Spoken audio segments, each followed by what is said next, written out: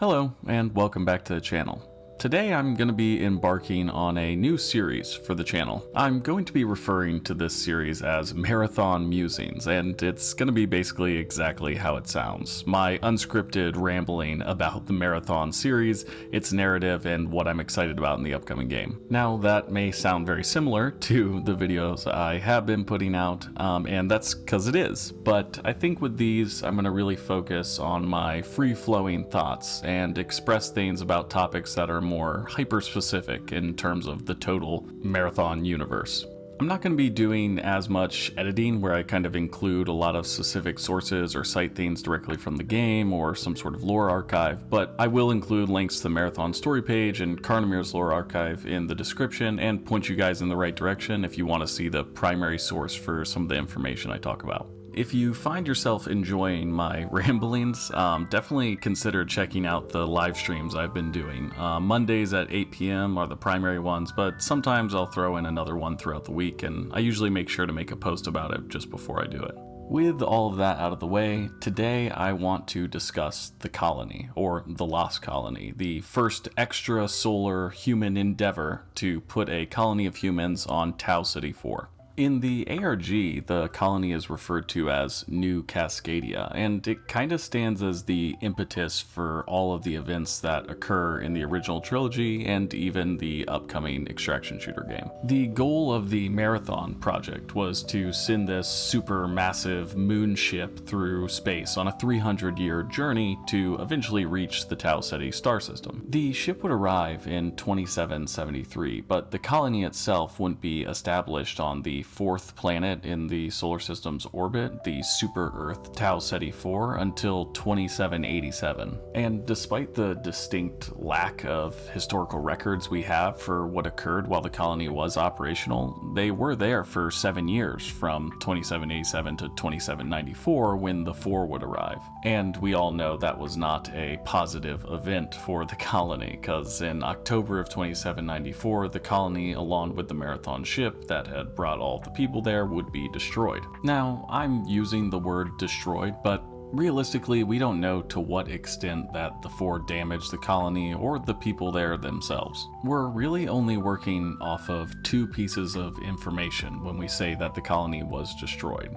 The first is that Durandal in the second Marathon game basically tells you that, hey, the 4 showed back up and things went south. The Marathon was destroyed, Leela and Tycho were taken by the 4, and the colony was put down.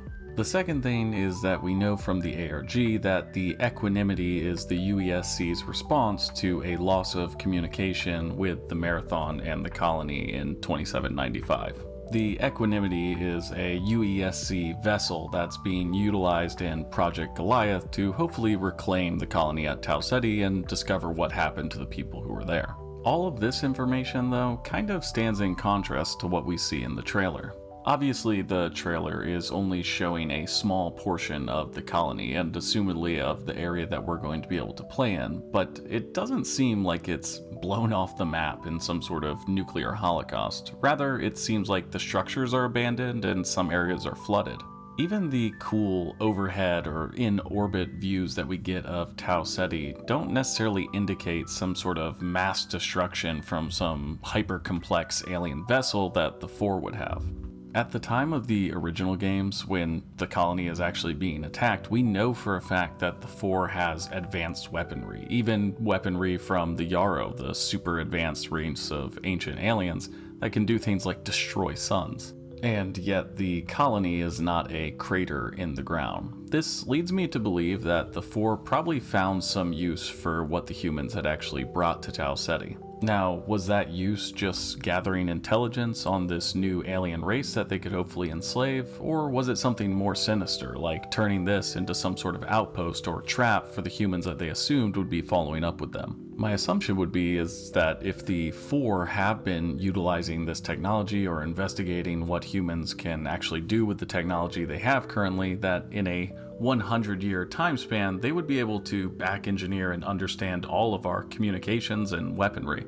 This could indicate that they've been intercepting any traffic going out of the Sol system heading towards Tau Ceti, like the assumed calls that the UESC made when they lost contact with the Marathon. This kinda opens up a cool opportunity for the four that we encounter in the upcoming game to be hyper aware of how humans' biology operates and exists, and what kind of weapons, tools, and strategies they might use against them. Imagine having your comms manipulated, or a false human signal being sent from a SFIT compiler who has reverse engineered the communication equipment that you're using to talk with whatever entity isn't planetside. Or less realistically, what if you encounter a 4 trooper who's carrying the iconic double-barrel shotguns dual-wielded? And why does there seem to be so little damage to the structures that we do see in the trailer?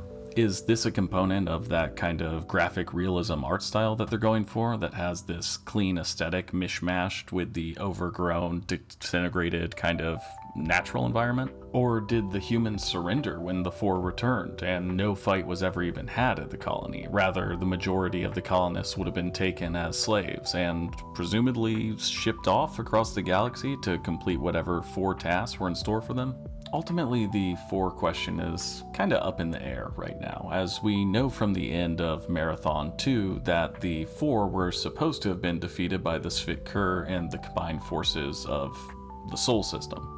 But considering that the ARG refers to a Svit as an unknown presence in 2893 or whatever, we probably can assume that that did not occur.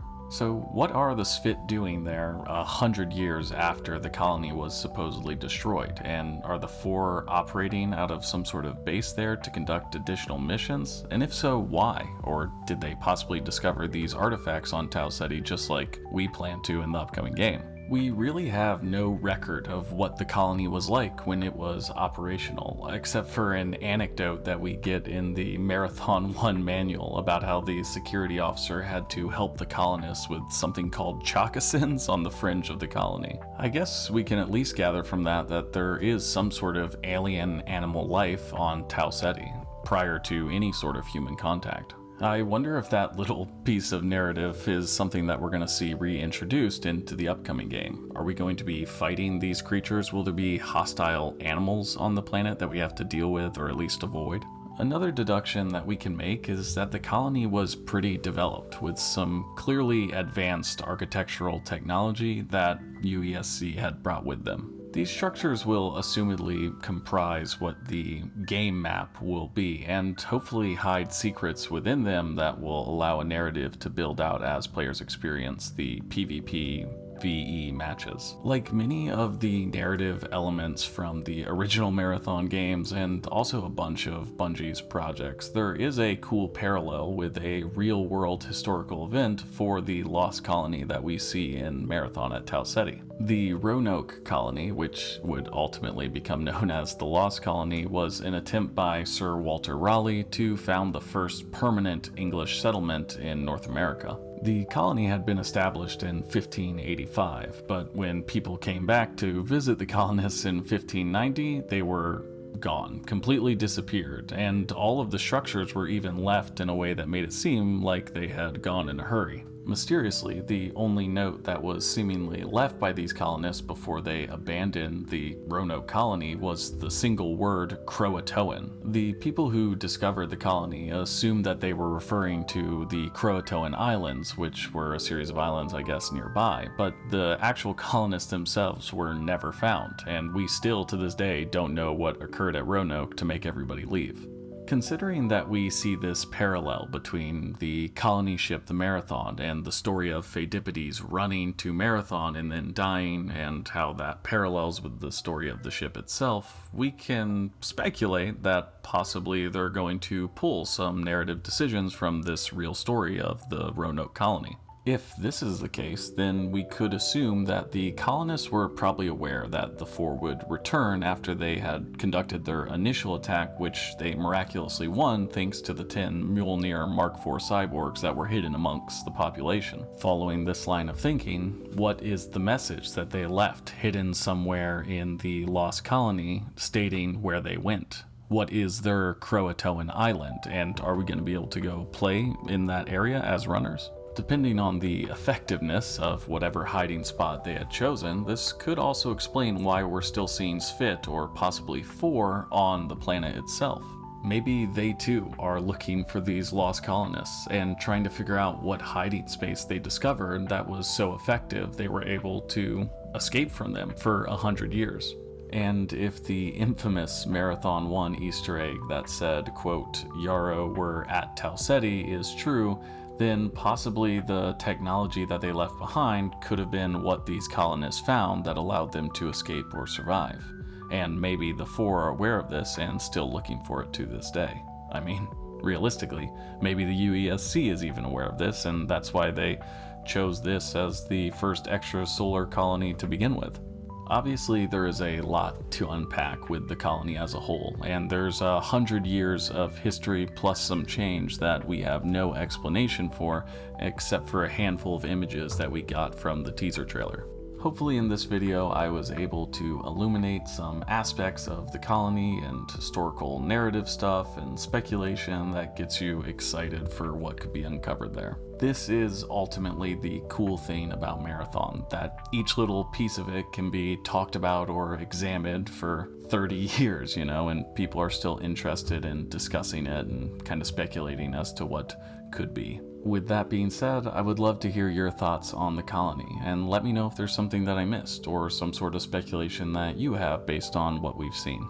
And if you have a recommendation or a certain topic that you would like to be covered in the Marathon Musings series, let me know in the comments down below. Alright everybody, thanks for watching. Bye.